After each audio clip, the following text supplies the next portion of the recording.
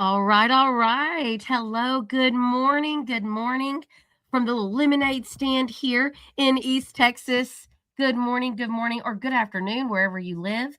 Welcome to today's webinar. Guys, I hope you are excited, but I also hope you can write fast, okay? Because today I plan on really bringing a lot of content to you guys and talking quickly through this. I'm going to fill our hour up with just motivating you about your marketing and what you can do to really grow and build a successful true marketing strategy and plan. So before I get started, y'all know me if you come to my webinars. I love to know who is watching. So please just tell me where you're from, maybe what services you offer, because I would love to just be able to use those in examples as we move forward. We do have several of my team members behind the scenes. Darian, Lupita, and Madison are all in our chat here answering questions. So feel free at any point to interrupt and pop your questions in there. I love for this to be an energetic conversation and where we can totally engage together. So let's get started. Today we are talking about your Marketing Accelerator Roadmap, Lemon Seed's tried and true way do we grow our business. I'm going to be giving you the exact playbook of how we structure marketing. It is not a secret how Lemon Seed does this. It is not proprietary information. What I will tell you is solid marketing advice for you to go deploy yourself. And at the end, I'll tell you how Lemon Seed can help you do that as well.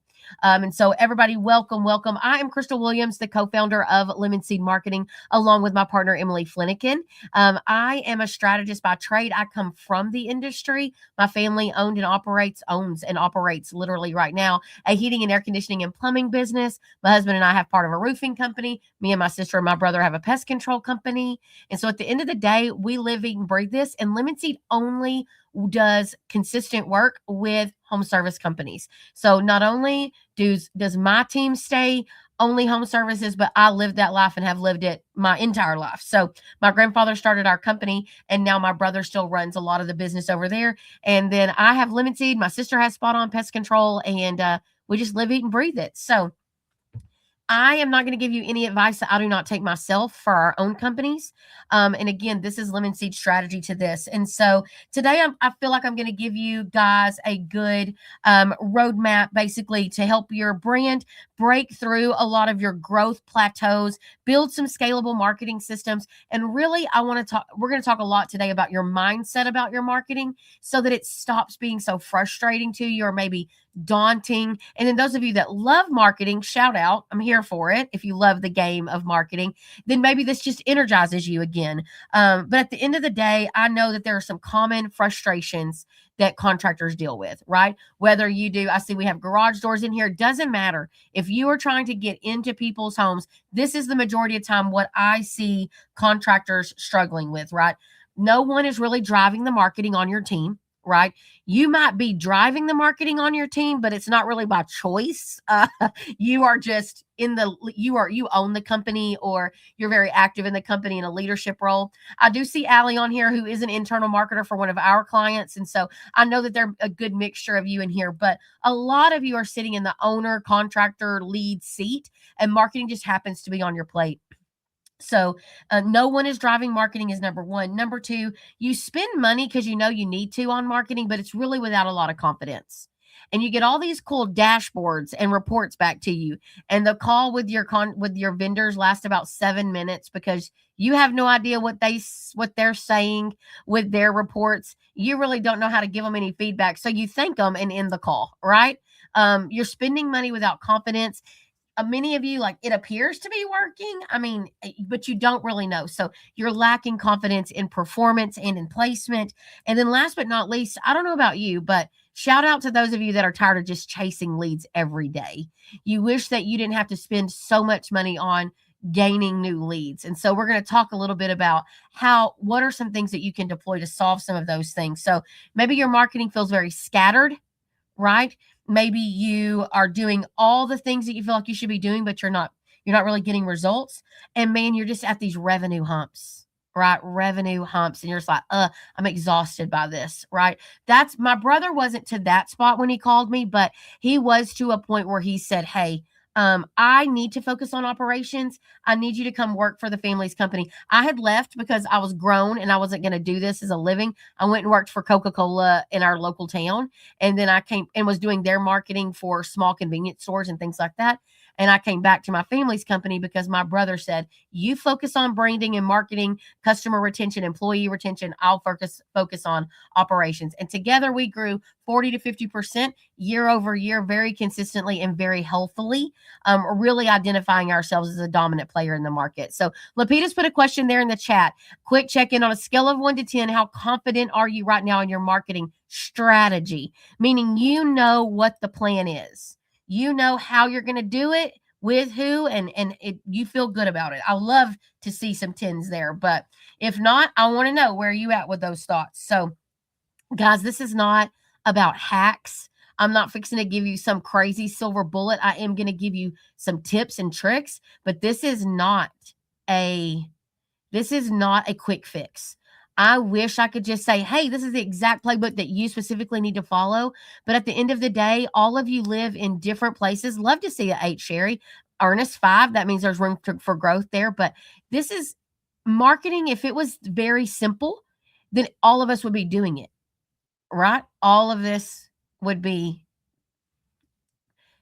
for naught, in a sense of like everybody would just do the same things. But we, okay, Jennifer, come on, friend. Jennifer said she's at a 3, which is why her goal is be given the green light by the owners to hire Lemon Seed. Come on now. But I want to tell you that marketing is not an exact science. It is literally you sit down at a game of chess and you never get to get up. That's what marketing is. Because I don't know about y'all, but algorithms give me anxiety. It makes my right eye twitch because algorithms are always changing. My vendors, I feel like, social media will recommend it's chaos, right? Marketing can feel very chaotic, but we don't have to do all the things to see results. Okay. We can do some very foundational things very intentionally and very strategically and still see results. So I love that we're about to jump into this, but I want to encourage you guys. I had to make my notes. Oh, thanks. Lori's coming to the Lemon Seed conference. I do have a couple more seats left at my Lemon Seed conference.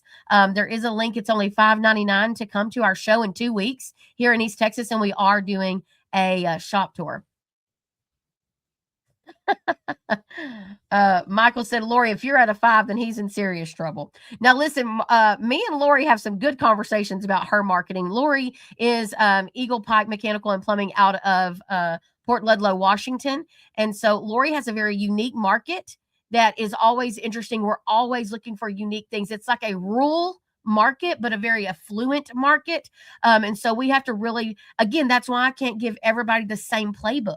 Right? You can't take somebody else's playbook, whether you're in a best practice group, if you're in a social media group, if you've got a business coach, if they are trying to sell you the same playbook that they use with every other contractor, it will work maybe for a structure, but it won't work for the actualities. Okay. So the problem that we have is most marketing doesn't really scale. And the majority of you really have marketing. When y'all say your marketing strategy, it means digital. That's where, yesterday I talked to a client. He was like, no, I feel like I'm very aggressive with marketing, or a potential client. He said, no, I feel like I'm very aggressive with marketing. I'm like, okay, so what do you do? He goes, well, I have a website with SEO and I do some PPC. So I'm like, okay, what else do you do? Nope, that's it. Okay. So what if there's no demand, right? So what if weather is not our friend, or if there's just low need for my service at the time? Are we just like literally praying to the Google gods that somehow people will go search for us? No, I hope not. But a lot of contractors are in that dilemma.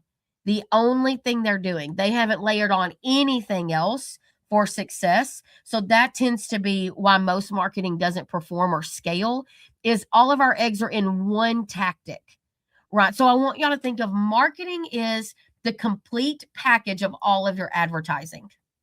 So everything you do for advertising, all wrapped up in a bow, is your marketing plan, right? So that's why when you, with Lemon Seed, we're also like, what are we doing are we doing direct mail? Are we doing social media ads? Are we doing YouTube ads? What vendors are we trying to line up to give you an excellent and robust marketing strategy? Because just digital means that's the only lead you're going to grab. we need to layer in things like organic social media.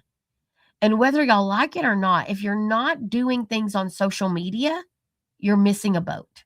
You're definitely missing a boat, right? And so a lot of you have put tactics before strategy, meaning you're like, okay, I know I need a website. I know I need to be doing GLSA. I know I need to be doing Angie List. I don't really want to do it, but I'll do it Angie List. But none of it, there's no thought strategy behind that. And so you're just spending money haphazardly. And sometimes you get lucky and it works for a while. But honestly, marketing's changing so much. I mean, literally, one of the newsletters that I follow, SEM Rush puts one out, SEO Engine Land puts a newsletter out. And listen, today they were like, here are the 10 gates that your website has to get through to be able to qualify for that AI recommendation.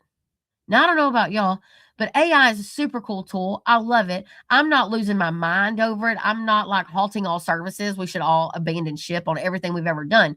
But it is smart of us to be looking into AI and what it does and how it works, right? So, but also lack of budget is another big issue that I think you guys probably have, because when I say lack of budget, it isn't that you don't have the money. It's more that you don't want to spend it there. Okay. So again, talk to a new contractor in South Texas. And he's telling me, he's like, yeah, we're going to do $6 million, which I'm like, that's fantastic. I celebrate that with them. And he's like, but they've only spent about 2% in marketing. But when I go back and look, the majority of their work and revenue is from existing customers. So when we don't have a plan to get new customers every year, eventually that 5 million and 6 million is going to be extremely hard to reiterate year over year, much less grow over it, if we don't have a new customer acquisition strategy, right? So we have to have multiple strategies inside of our main marketing strategy. Like that way we can really move the needle. I call it Move the Needle Monday. So Lupita says in the chat, if you've ever felt like your marketing is random acts of marketing, she wants an emoji. So, some of you, like, it's okay to admit it. Sometimes it's kind of random and not super organized. But another thing is you have no measurement system, friends. Like one of the reasons that we can't scale your marketing and juice it up, if you will, all puns intended, is I don't have call tracking. Or I don't have a mechanism that ties where you got your new customers from. So where did they literally come from? That's what we need to know. And your gut is not a good option. I don't know about you guys, but I'm a Christian. And so literally this past sermon that my pastor was preaching was that lean not on your own understanding, right? But trust in the Lord with all of your heart. Okay. So as a Christian, the Lord tells me, listen, don't listen to your heart because it will deceive you. Same thing for marketing, right? We can't listen to our gut and our heart sometimes because what we think is working, we have blinders on, right? Febreze has a fantastic commercial called Nose Blind, right? That's their whole campaign was don't be nose blind to the smells of your home.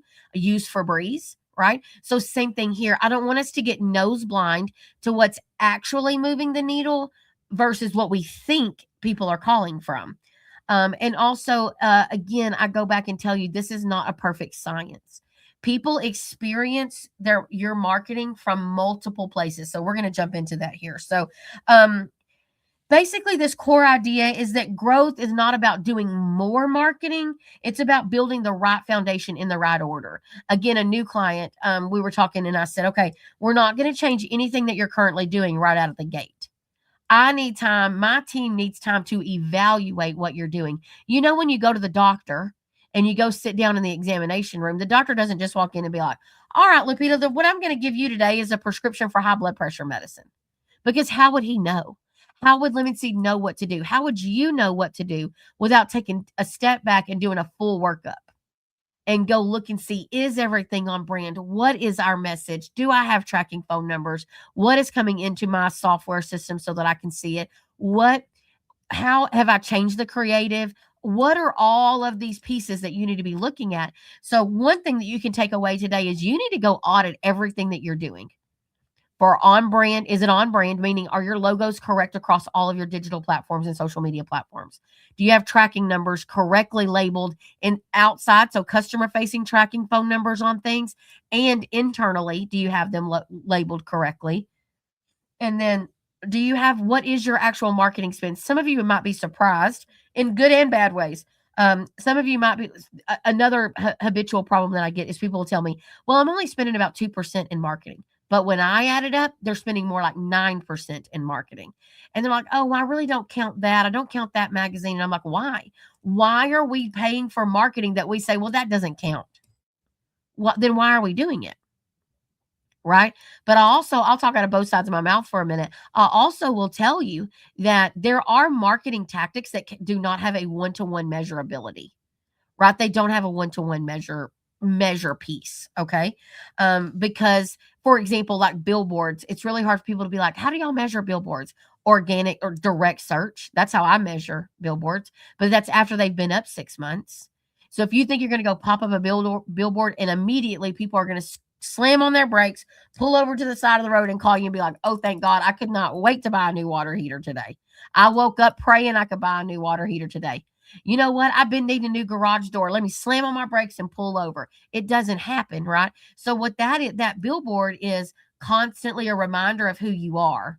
So it takes time to mature and marinate and get better. So the performance has to be lined up with that, right? Has to be lined up with, you have to have clear expectations of performance when you decide you're going to add it into your marketing strategy. That's very important.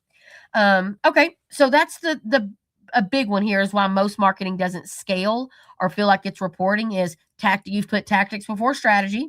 You don't have a clear position for your company, right? Your brand maybe is a little weak. You don't have really you have random acts of marketing, no true strategy, and then you don't have a measurement system in there. Before I move too far on from that, I want to just give a little nod to branding. So again, like talking with a potential client and a couple of days ago, this is what they said, or last week, this is what they said. I know that my brand is not good, but everybody knows me as this. So I'm like, okay, well, how long have you been in business? Now, if you're like me, I'm expecting this person to say 30 years. Okay. He's like, well, only about 2 years. So I'm like, okay, this is not a good brand, not a good name, and you've only been in business 2 years. You're only doing $1 million. And I say only in the sense of this. Now you have this is the best time to build a brand. This is a great time to refresh a brand or re-logo the company. Because branding is much deeper than a new van wrap, right? It's really how we want to position you in the market. Right. So are you the guy that's going to be there quick? We respond quickly. Are you a more affordable option? Are you the guy that say we got to save people time or money? One of the two. And when you look around your market, if you can't identify what makes you different, and let me tell you, if you say we do honest work and we're family owned and operated, I will give you family owned and operated is coming back. But those are not enough of a differentiator right now, I don't think, to move the needle. They do give you some uniqueness in the market. So don't mishear my words. What they don't do, though, is talk to a client about how your company is going to save them more money or more time. Right. So that's why those communicating thermostats right now are such a big deal to add to your maintenance programs, because we know the problem before you know the problem, and I can get somebody to your house before you wait and figure it out when you get home. Right? You're saving me time. You already knew, you've already called me at work. You're saving me time. So I will spend more money because you're going to save me time. There's some thoughts behind that. So if you've not thought about that for your company in a long time, don't be nose blind to who you are. Because sitting your brand in the right spot, positioning it correctly, really will help you have a differentiator. So you need something cool. Like, we respond to every call within 2 hours. Guaranteed next day system install, right? We always buy back your system. Something in your messaging needs to relay that to the client. And branding, if your logo looks like everybody else's, it's blue and red, if your garage doors, it's got a garage door. And if your HVAC, it's got gauges in it, or a snowflake or a sun. Plumbing, if it's got a water drop in it, shocker, right? Or waves, shocker. right? Those are not unique enough. We've got to add something. We've got to do something to help you stand out, right? So, but that is the majority of the reasons that I can tell you why people don't scale or those things. But the Marketing Accelerator Roadmap itself is basically me showing you 4 or 5 core pillars that we use to identify how to structure a plan before we kind of get too deep into the specifics at the end here. But number one is foundation, right? So this is an example structure, right, of how I look at things. And again, I took some good notes here. So foundation, right? Foundationally, you need to have a solid website with SEO. You need to have a brand, a good looking brand on there that's interesting for people to look at. It's not hard to pronounce. It's not hard to spell. It's unique, right, to you. It needs to be positioned correctly. So, what are you? Listen, people are like, I never want to be the cheap guy on the market. I don't really want to be the cheap guy on the market. But one thing that doesn't hurt my feelings is people assuming or gathering that I am an affordable option because affordability is all relative, right? So, I want to come across as I'm going to try them out for new customers. So that's just my vibe, okay? And then again, your messaging overall, making sure that your messaging is unique to you. That's called editorial branding. And what we want to make sure is that the way that we write our content, the way that we write our emails, the way that our maintenance clubs are built out, or whatever, any way that a client interacts with our words, we want them to also be on brand. So if you have this very traditional brand, I would assume you have very traditional language. If you've got this super modern brand and everything's very tech savvy and innovative, I would assume that things look the way that I want them to feel. Your wording is more unique and a little bit more technical, but still consumer friendly. But that's really important, that foundational piece. And many, many, many of you will skip over that and jump right to lead generation. Forget everything else. I just want the leads. And hey, I get it. I 1000% understand, because you know what? At the end of the day, all of us on here have payroll on our shoulders. So I want to skip all the fluffy stuff and just give me the leads. So, and you can go there, right? Go there, but I'm going to tell you what really comes out of obedience and structure to a plan is harvest. Right. So out of obedience and structure and keeping yourself disciplined on, I'm going to have a good brand. I'm going to be posting on social media. I'm going to make sure that my digital is working correctly. I'm going to pay attention to trends. I'm going. And then at the same time, you're doing a lead aggregator right now. So I have a client right now that specifically is running heavy on eLocal and Angie because he's so new. He needs the lead count. But those are crappy leads, but they are leads. And he's gotten really good at grabbing those leads and executing on those. And so while that's not our long-term strategy, that is our short-term strategy, because we're in survival. We want to survive. But at the same time that he's doing that, we are gradually building his brand and building his organic content and building. So eventually my use of more low-quality lead services is going down. But also, as I build my brand, my cost per lead goes down because I want people going to Google and Bing or wherever they search and directly looking for me. When you can get them directly looking for you, that's money. Because now you're not in the boxing ring with every other bunny foo-foo who paid for PPC, right? So foundation is number one. Number two is audience and offer alignment, right? So do you have your ideal avatar defined?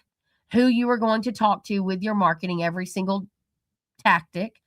And do you also have good offers in there? So let me tell you where some of y'all get hung up here.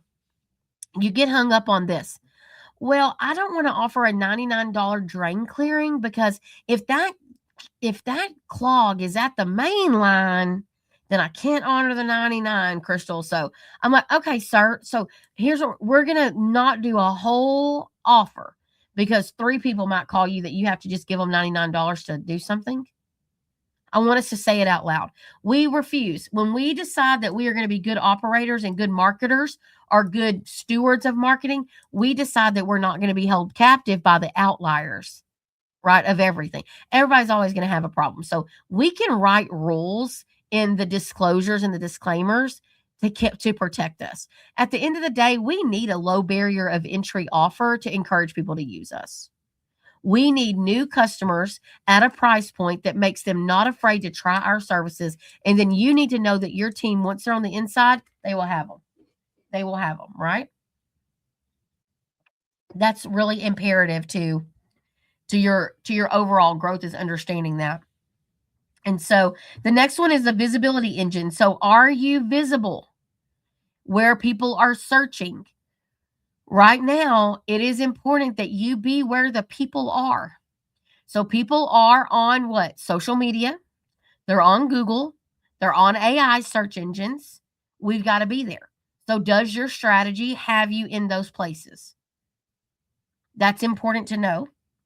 Number 4, a conversion system. So, do you have a structure set up to help you with open estimates or unbooked maintenance leads? Do you have a process of funnels set up to be able to reach out to those people? Or do you have a CSR that's in place to help you convert open estimates, unsold, unbooked appointments, abandoned calls? All of those things need a process behind them. Because you want to think where I see most people leaving money on the table, it is there. I did a podcast yesterday with Ryan Chirp, or Ryan Finn from Chirp. I call him Ryan Chirp. But he was telling me that text messages have a 98% response rate. That's crazy. Right? So if we were just texting out a few things like, hey, you have an open estimate, but do you have a strategy for how to deploy things like Chirp or Marketing Pro or Hatch or OnePath or Smart AI, whatever you're using? Do you truly have a strategy for how you're going to utilize it? See, we get shiny object syndrome and things sound really good and we kind of like, yes, do it. But then none of those pieces actually talk together. So your digital company says, hey, I need a little bit more money. And you're like, okay, with no strategy, no follow up, a lot of times, no follow up strategy. So PPC, y'all, is the wild, wild west. Okay. People out there, I call it clickety clacking. Okay. These are one of my East Texas isms. Clickety clacking around on the internet. And they're just clicking on your leads and seeing who you are. And they're not actually making any movements. At least with Google local service ads, when those decide to work for each of us, right? Those are one-to-one. So I can pretty much see this was a lead. I paid for the lead. I got the lead, right? So there's just some unique things that I want you to really think through. And then number 5 is optimization and scale. This is where we refine and we pivot and we expand what's working. And it gives us data transparency, data tracking. So Darian, I'm sorry, ask a question in here that says, where do you feel the biggest gap is in your marketing? Do you think it's with foundation, like your brand and your messaging? Do you think it's with like, you don't know who your audience really is? You feel like you're talking to everybody? Do you feel like you're not visible? Do you feel like you're not good at converting? Or number 5, do you feel like you don't know, where to put more money? I'm going to take a second, take a drink, because I would love to know, all of you that are listening, which one of those do you feel impacts your marketing performance the most? Right there in the chat.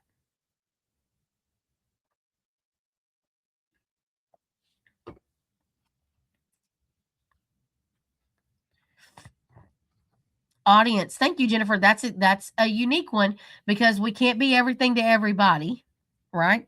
We can't literally spend money everywhere. We'll be broke. Conversion is a huge one. Huge one. Very, very big one. We're going to get to conversion here. Very, very good. Conversion is probably audience and conversion, honestly, are probably the top 2.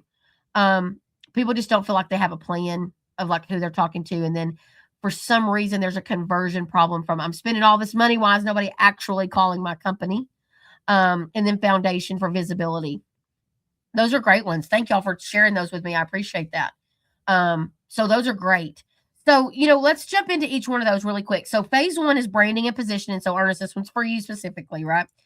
When there's clarity in who you are and what you're known for, it drives conversion. Okay. So remember, if a buddy calls you and says, hey, you need to go eat at this new restaurant downtown, it's fantastic. You don't go, well, let me see about that. right? You don't go look around at their Google reviews. Most of you don't. If your friend said it was good, it's good. You're going to go, right? That's because you know that friend, you trust that friend. You're not really wanting to second guess that friend. That's how branding should work.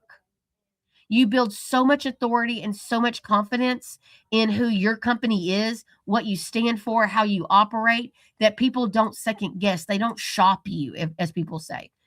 But the beginning of that relationship is I got to get you to trust me first. So we got to do some creative strategies there. But defining that unique advantage, I want you guys to think of what is something that you could really put out there to be different. Okay, so, I went to my brother one time and I said, "Hey, I want a guaranteed next day install." He said, "You're out of your freaking mind." And I said, "Well, I don't know why, because we get a truck every day. And this is when we were at about, I don't know, 11 million or 12 million. And I was like, I just think that we should be able to install next day." And so he came back to me a couple of days later and he goes, "Okay, we should be able to install next day, but we need to kind of think ahead." Right. And so he started operationally building this out. So then we launched this huge campaign around. Now we guarantee that by the next day we have you air. And if we couldn't, it's $500 off your install. Right. So what I did is I automatically bought us a way out. Okay. So let's say I guarantee next day installing water heaters, right? Call us today. We'll diagnose. I guarantee we'll be there to install same day, maybe. Some of you might can do same day. And we're going to haul away your old system and you will have running water by bedtime. Let's say that is your message. You always can put in there the or a year of maintenance on us, or X, or whatever. So that if your CSR has to say, "Miss Williams, I am so sorry. You called us at 3 o'clock today. We're not able to get to you, but our promise is guaranteed same day replacement on water heaters. So we're unable to get there today, but we will be there first thing in the morning. And because of our inability to meet that promise to you, we're taking $500, whatever the number is. Don't get hung up on my numbers. $250 off, or a free year of maintenance, whatever it takes, right? Honestly, you'd probably get away better with being like, "Hey, but we know you don't have hot water. We would love for you to go stay at the Courtyard Marriott. It's only about a mile from your house on us tonight, but we will be there first thing in the morning to change your water heater." So you just paid $280 for them to go stay in a hotel with running water because you couldn't get there today. How many of y'all still want to lead? Because if I can get in their house to replace their water heater, now I can look at other options, right? Now I'm their plumber, right? Now I'm who they trust for plumbing. Y'all were so good to me last time. So those are opportunities. And so again, shift that mindset on thinking about those. That is though like what you want to be known for. That's how you want people to feel when you're doing business with them. And so I want you to think like, what are you known for right now, without having to come up with anything new, that you could probably capitalize on in your marketing messaging. So, do you already not charge a diagnostic fee if they make the repair? Tell people. Tell people, "Hey, like because I'll say this, you know what we're going to do? Why don't we do like, let's waive your diagnostic fee if they make a repair over $500. And you know what most of y'all tell me? Oh, I already do that. Okay, but you don't tell the market that you do it. Why are we not telling people what you do? Well, I didn't think my technician will tell them when they get to the house. Well, that's great, but that doesn't help us get more people to call us. Remember, we need more people to go, "Oh my gosh, let me call them because I know something's wrong, but I won't have to pay the diagnostic fee." Right? There's just ways to put that information out there. Okay? So that's phase 1, that's branding and positioning. Now let me give myself a little nod here. I think that Lemon Seed does by far the best rebrand strategies for contractors, because we're not just going to hand you a logo and a file and beat you up over what it looks like. We're going to actually help you implement that strategy and build out a schedule. Like, when should you wrap trucks? How do you communicate? The how of the implementation. We literally guide you through every single piece of that. And so it is very important that you don't just get a new logo look from someone because you don't know how to implement it and take it live and push it out into the market. You need a strategy behind that. So little note there, little nod to my team. I think our designers and my rebrand implementation team, top notch. I think they're killers. And especially even with our social media team, like helping you launch, helping you come up with a tease plan, like how you're going to tease out a new brand versus how you go live with a new brand on social media. Guys, there's lots of cool things you can do there. So phase number 2 is building out that audience engine. So when we talk about audience at Lemon Seed, we talk about 2 things. Part of the onboarding with Lemon Seed is us creating the ideal avatar for you. We use some AI tools, we use some data aggregation tools, and we go through and look at your specific market. Who is the average homeowner there and what is a step above it? Because we want a touch above average is who we want to focus on, because a touch above average means they tend to have more expendable income. They can afford quality services and quality products more than someone that's maybe on a shoestring budget. So we want to configure all of our marketing to be that more affluent member of your community, but it is specific. It is, where do they shop? So where do they shop in your area and eat? And what neighborhoods do they live in? What do they do for fun? What do they drive? Do they have pets? Do they have kids? Because when we know all of that information statistically, then we can turn around and create promotions and wording and social media and partnerships and community involvement all around where our ideal avatar is. Here's the best example. And I love this client to a fault. I love him to death. But when I first got this client, he was all over sports radio. He loved him some sports radio. And so I was like, so their listenership on sports radio is vastly predominantly male. We need to take some of that budget and go talk to some girls over here. We need to talk to some women. So we needed to, but he liked sports radio. He listened to sports radio, and his friend group listened to sports radio, which that's fine.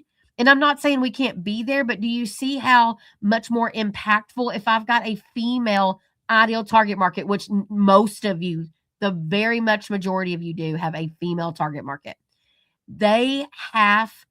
We need to be compounding our touch points with them. So we need everything to be directed to them. If we have some extra, we can throw it over here to the sports radio. But honestly, we really need to be focused on women. Our correct audience, right, is very important. And so I talked about consistency just now. Consistency, here's the important part about consistency. That's how it marinates and grows month over month over month over month over month and year over year over year over year. You're going to look up and be like, dang, I should have done that probably 3 years ago, but I waited, or you have to wait till you can get money together, right? There's different reasons, but the power of consistency meaning you can't just drop one piece of direct mail and be like, oh, forget it. Direct mail didn't work. It was terrible. Hang it up. I hate those people, and go blast them on social media. That happens all the time. And I'll be like, okay, so you hate direct mail. Yes, I just don't like it. It didn't work for me. Tell me what you did. And you know what they're going to tell me? Well, back in 2019, I sent out a postcard to a neighborhood of about 3,000 people with a $99 tune-up on one side and a replacement offer on the other, and nobody called. I'm like, okay, no one called because you just now sent them a piece of mail one time, first time ever in their life. Second of all, the $99 tune-up was a good option, but the replacement wasn't. How many people get a postcard in the mail and be like, oh my God, I need to replace my system? They don't. What happens is I'm reaching out to the same people over and over and over and over and over again with a direct mail strategy, keyword strategy, where I'm dropping to the same homes over and over and over again. They actually get my offer 6 times a year. Okay. And honestly, those postcards, let's go on the high side and say that I'm spending $2 a postcard to go to them. So I'm going to spend $12. And let's say I have to mail that client for 2 years. I'm at $24.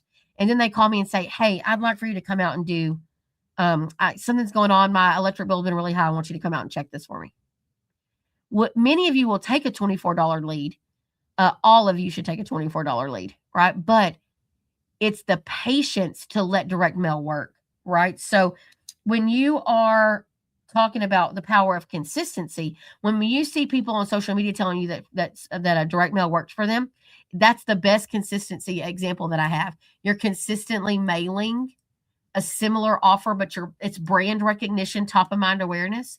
And the reason that direct mail companies do matchback reports for you is because they know that even though that homeowner called your Google My Business number or called your social media number or called you from Chat GPT, whatever, they know that they, as a direct mail company, were a part of that customer's journey.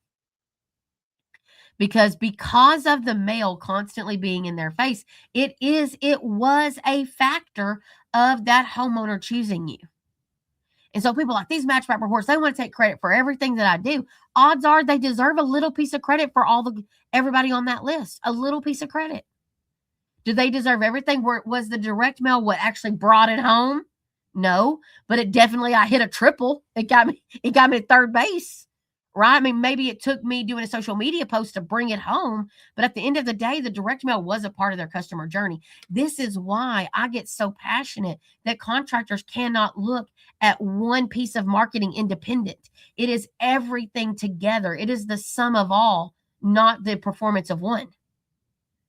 Right? So if I could have a rock star shortstop on my baseball team, but if he's the only player on the field, we're not going to do well. Anybody that hits right side, anybody that bunts, we're not going to do well. Okay, because he's over there on shortstop. He can't play all those positions. We need everybody to come together. We need everybody to hit well, run well, field well, catch fly balls. We need all the things to happen together. And that's how a true marketing strategy works. And so consistency means not giving up on something in 30 minutes. Right? Also, building your audience means choosing the right channels for those right people. And so having concentrated spends.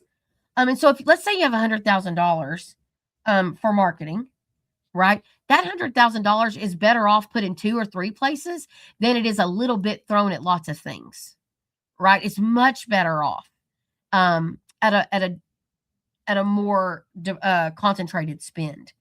But also, like, we want some growth channels that we can use to really drive new customer acquisition. But that audience piece is really important. Identifying who your ideal avatar is, how old they are, what they do, how they shop. It just helps us formulate so much more for clients. Number 3 is going to be a visibility engine, which that's where we're talking about like conversion of traffic, lead magnets, entry offers, and then emails as a long-term growth strategy. But, let's talk about this. I'm from the school of where we had phone books. Okay. So that's why I have A self-storage, right? So because everybody played the phone book game. But right now, people literally are getting your marketing from every single direction. From the moment their feet hit the floor to the moment that they get in their car to when they Ernest, I'm 44, so I just remember those days. But to the moments that when they scroll on social media, when they look online and read the news, when they watch TV digitally, when they listen to digital radio, we're everywhere. Ads are everywhere. And so now you have to have a plan to capture all of those leads as they come in, and your CSR team has to be a rock star. Period. End of story. They have to be good at booking the call. And then your technicians have to be good. Technicians, plumbers, electricians, garage door people, pest control people, whatever. They have to be good at converting when they get in the home. So if you've stepped back and said, you know what, let me just do this and say that, we've got all this traffic, but nobody's doing it. It's a lead problem. I rarely find a true lead problem. Now, I will tell you, sometimes I find a quality of lead problem, but a lead quantity, I don't. Most of the time when contractors are investing properly, 7%, 5 to 7 minimum of their revenue goal in marketing, I don't see a lead problem. I see maybe a quality problem sometimes, like, we need to pivot this some. But traffic without conversion, clicks and impressions are fantastic things. I cannot make payroll off of a click or an impression. Okay. I need a legitimate conversion. I need it converting to people booking a call with my team. And so we have to be good at that, both digitally, whether it's form fills or, if they're filling out a form, if they're chatting, if they're trying to book online, if they're trying to call, if they're trying to book from their phone. I want to make it easy to do business with me. So we need to have easy conversions, and then our CSR team dispatch team needs to be watching that. And then lead magnets and entry offers. Those are those low barrier of entry offers that we want to have, like $49, $99, $129, something like that. You need something going that entices people to try you. And then email is an interesting one. And so, with email, I think email really converts well when it's consistent and it's intentional. So Lemon Seed does emails, 2 emails a month for our clients. It's always an email newsletter just to build confidence and authority and stay top of mind. But the other email is either one or the other. It's either to the non-members, not on my membership plan, or it's a special to my members, right? Whichever we're feeling fancy with that month. But those emails are very consistent. And the open rate of them stays high. The conversion rate of those stays high as far as people clicking through to ask questions or click on an offer. But I try to be a soft seller, not a hard seller. Because people are tired of being sold to. But email, if you're not doing email, let me give you a couple tips. If your emails, one of the easiest places to get connected on email is MailChimp. Get on MailChimp and just send out 1 email a month that is your newsletter. Name it something on brand, right? Name it something unique and on brand. Put some foo-foo content in there, meaning, hey, here's what's going on in our area. Here is a recipe. Here's a craft project. Here is, tips for keeping your house ready. Here are ways to know that your garage door needs to be replaced. Here is, how do I know if my garage door is old? Are there creative garage door fronts? All those things that you can put in there. And remember, this is the biggest mistake that contractors make. Homeowners are not contractors. They do not care about the ionization or electrification of things, okay? They don't care about the specifics. So you need to change your language to speak to the solving of their problem.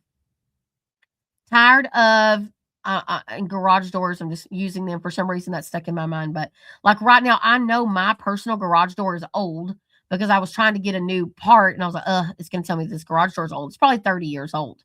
Okay. And so maybe if it says an article would be like, how to understand how old your garage door was, or like, how old is too old? Is my garage door geriatric, right? Like there are things that you can put in there that way. Signs to know that my garage door is aging and it's time to replace, right? 3 ways to know where my water shutoff valve is. Plumbers, like, how do I know, 3 things to not put down a garbage disposal, right? There are all these ideas for people. We don't know as homeowners. We do not know. Remember, y'all know because y'all do it every day, right? But the homeowners do not know. So in your email marketing, use language to them that resonates with a problem that they're having. Like I would read that and be like, my husband done put that whole chicken carcass in our garbage disposal. Therefore, it's not working right now. Right? Or, my grandmother keeps putting her fry grease down the drain, and now your drain don't drain. Shocker, that's on their list of things to not pour down your drain. You're going to make an emotional connection to that. But some of y'all are like, well, I need to tell them about the electrification side of things. And like the R22 phase out. I loved that everybody was really wanting to push that message out, and I agreed. But homeowners didn't really know what to do with it. You really had to position that language of why now replacing parts of your system are going to be a problem, and you should consider full system replacements when possible. And the rebates that'll help you get there, and the financing that'll help you get there. So now if I'm reading that as a homeowner, I'm like, oh gosh, so if something breaks, y'all, before this, I don't even know. Oh gosh, if something breaks in July, I can't just fix a part. Now I'm going to have to replace the whole system. Is this true? Right? Like that catches my attention because that hits my pocketbook. Right? So reworking those things. So, I want you guys, the task that I have for you here is when it comes to conversion, I want you to write out all of the ways that, sorry, I was making sure I was reading right. I want you to write out the customer journey of how they get to you.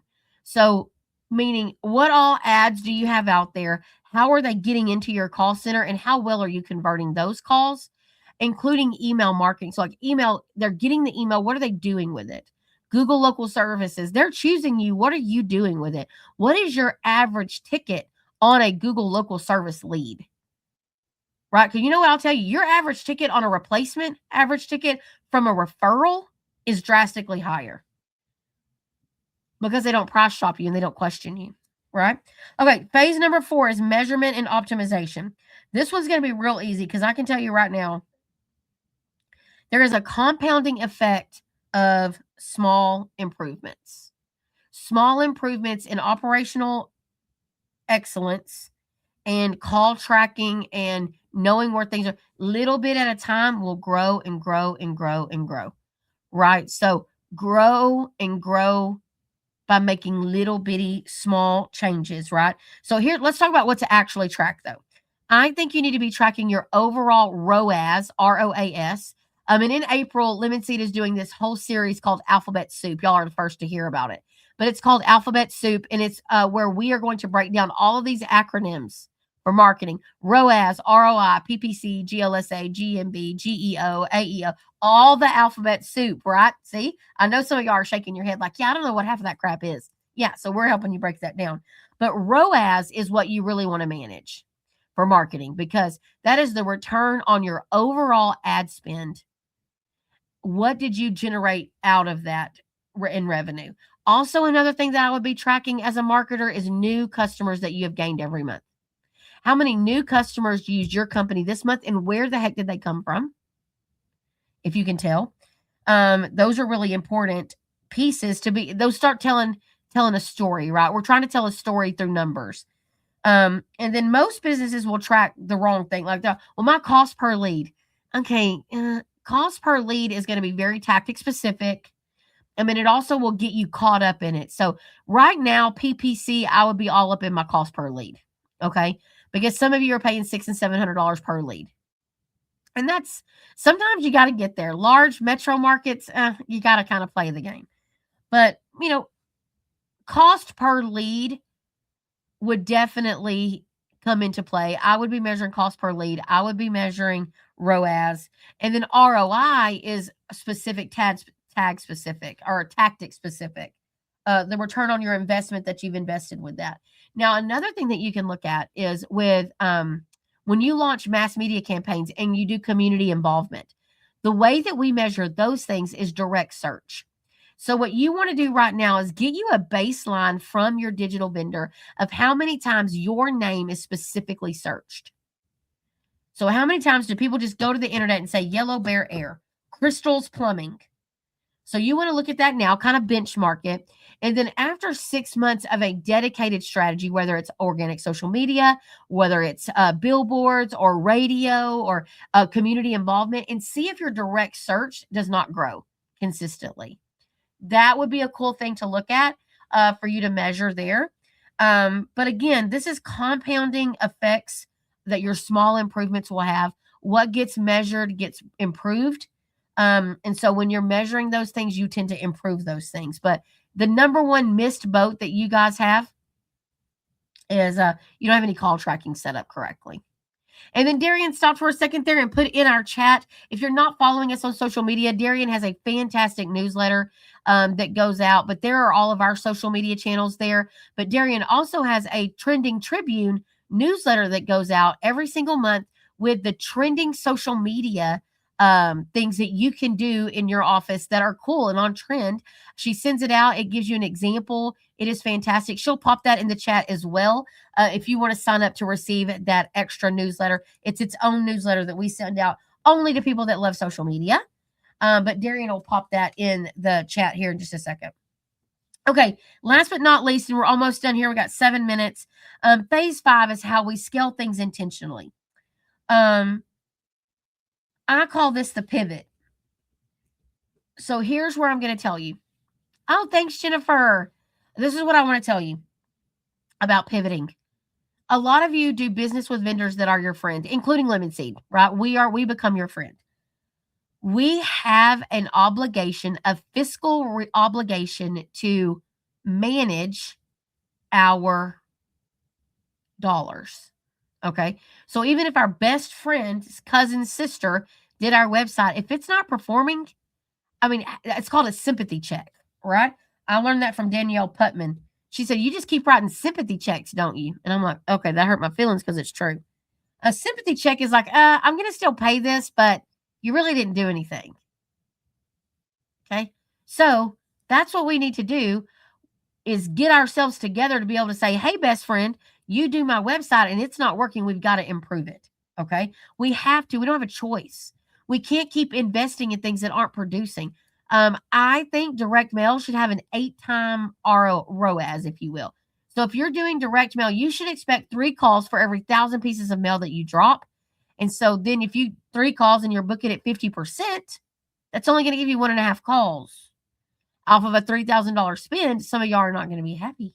Okay. So you have to really maximize that. You look at direct mail overall and over time. Did it perform? Did it bring in a lot of new customers and revenue for you? And so that's how you know I don't need to scale things that aren't directly, I can't see growth in whatever I've decided growth looks like. And then I can do things though. When I see that direct mail is working well for me, I would know that I've hit a sweet spot. And it's kind of like when you drill for oil, you get it. And then like when the oil runs dry, you have to move somewhere else. But for a while, man, it was really giving good oil, right? That's the way marketing works. Don't be disappointed. So Stochastic is a great partner of Lemon Seeds. McWilliams was built with Stochastic. I'm not gonna lie to you. We ran about $150,000 a year of Stochastic, just mailing out postcards and letters, postcards and letters, postcards and letters. And I would be like, oh my gosh, this is so boring. But you know what it was? A secret sauce. And I would measure it as a whole every quarter, how it was doing. But you know what happened eventually? It kind of ran its course. So I had to take a break from it, but I launched a new marketing campaign, a new direct mail campaign. And then now I'm hoping to bring back Stochastic and get back in the groove. That's part of marketing. So don't beat your vendors up. Don't beat yourself up over those things. That's just par for the course, if you will. Right. So, and the biggest thing is understanding marketing is not a solution for bad operations. My team is responsible for doing things before the phone rings, not afterwards, right? So I'm going to tell you guys now how Lemon Seed helps with this, right? So before I get into that part, I do want Darian to pop on the screen. Lupita would love to visit with anybody on this call, a no obligation, just a little phone interview together to see if Lemon Seed is the right fit for you. So Darian will pop that into the screen, or Lupita or somebody will pop it onto the chat and then put it on the screen. This is how you book a no obligation call, because we need to interview you as well. Okay. Because not every person is at the level that's ready for Lemon Seed. But if we can't be your help, we will direct you to where we think you can get help. So the 3 things, right? Lemon Seed helps with those 3 main questions. Okay. That I feel like every contractor focuses on. There's nobody driving marketing for you. Okay.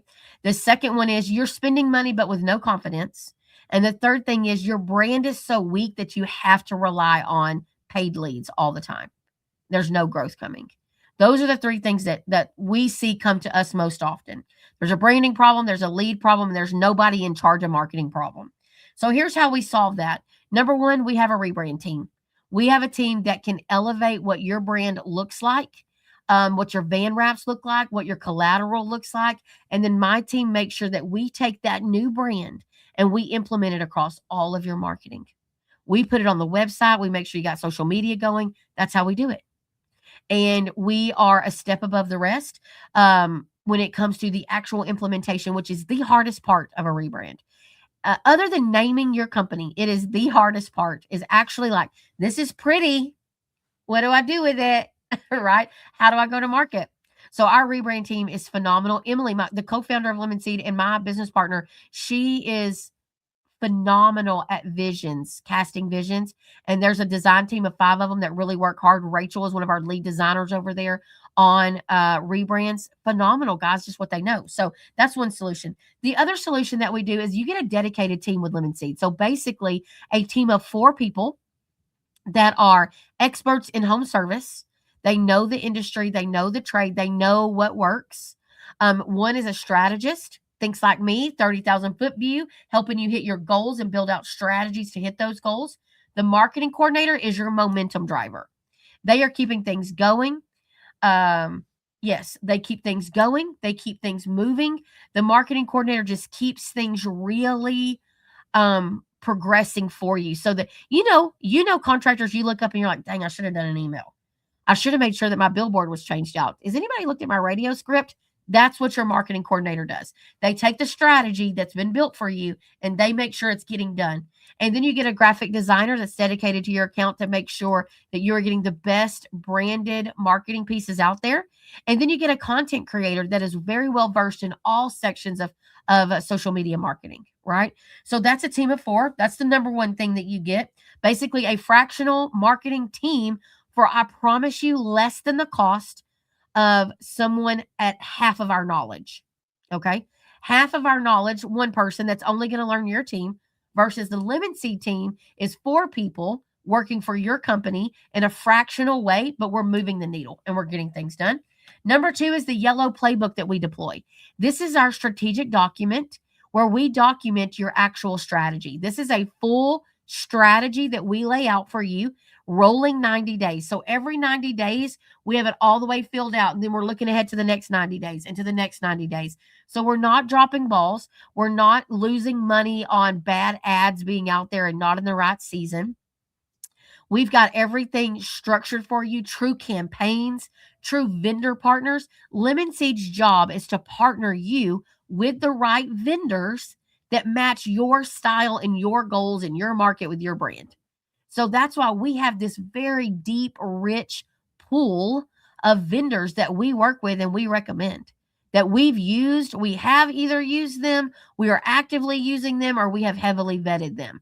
You don't just get to be a Lemon Seed preferred vendor, right? We have some rules that we put in there. So Lupita is there. She wants to meet with you guys and tell you all about that yellow playbook. And then last, but certainly not least, it's called our brand forward method. So what Lemon Seed does is everything is a brand forward approach. Okay. Everything we do is built around is structured around building your brand to grow in notoriety, top of mind awareness, brand messaging is all designed. So everything that we do is not templatized, it's customized. And so it takes a little time for us to get us all onboarded together and everybody's rowing our boat the same direction because we can't templatize good marketing. Good marketing is not templatized. Good marketing is creative and it's unique and it's thinking outside the box and it's measurement, right? So with Lemon Seed, the 3 ways that we solve your problems is that dedicated team, our strategic playbook, and our what we call our strategic intensive, which is our onboarding with Lemon Seed. Our onboarding with Lemon Seed includes building out that ideal avatar, a competitive analysis so that we know where to position you in the market. We audit everything you're currently doing. We go look at your reviews. We go look at your social media. And then we take all of that and curate this wonderful go forward steps. And that's how, of that audit, that's how we create the 90-day plan. And then from there, it is just 90 days that we are growing. We are positioning you 90 days, because that's how we grow companies. And then everything that we do is a brand forward method, meaning every recommendation that we make has your brand in mind. Social media is doing organic legacy building, brand building strategies for you. Okay. And so those are the 3 things that we do to help you get done. And right now in March, Lupita will probably have to correct me. I think I have 2 spots open for onboarding. Maybe in March, I might be down to 1 after this morning, but we only take so many onboards in a month. We only take so many rebrands in a month. And right now with us having conference this month, we're limiting what we can onboard, but Lupita would love to talk to you and visit with you about, hey, what does this look like price-wise? I will tell you that Lemon Seed is a luxury. You're paying for 4 people, but I can guarantee you it takes 20 hours a month probably off of your plate between dealing with vendors, coming up with ideas, posting to social media, coming up with captions, all of that stuff. 20 months or 20 hours a month. But easy. And then normally in the first 90 days, we find up to $5,000 a month of ad spend that you're not even optimizing. And then we really start building out brand clarity. So again, right now on the page is the link to schedule an appointment with Lupita. She would love to meet with you, show you how it works, get you in one of those spots for March. And listen, if we're not the right fit for you right now, we can definitely connect you. Friends and family talk free. I'm happy to connect you to people that can help you solve maybe a major issue that you have. But listen, we love all of you guys as contractors. We're happy to help any way we can. Lupita has 3 spots open today to meet with anyone. I know she's full tomorrow, I think, but a couple spots open today to meet with her. She's happy to jump on. So you don't like clicking the link, you can email Lupita at Lupita, Lupita, at lemonseedmarketing.com and just connect with her directly over email. Guys, thank you so much. I told y'all it was going to be a lot. 1 hour and 5 minutes of me nonstop talking. Guys, have a great rest of your week. And listen, Lemon Seed is here to help. Let's get zesty together. Talk soon. Bye.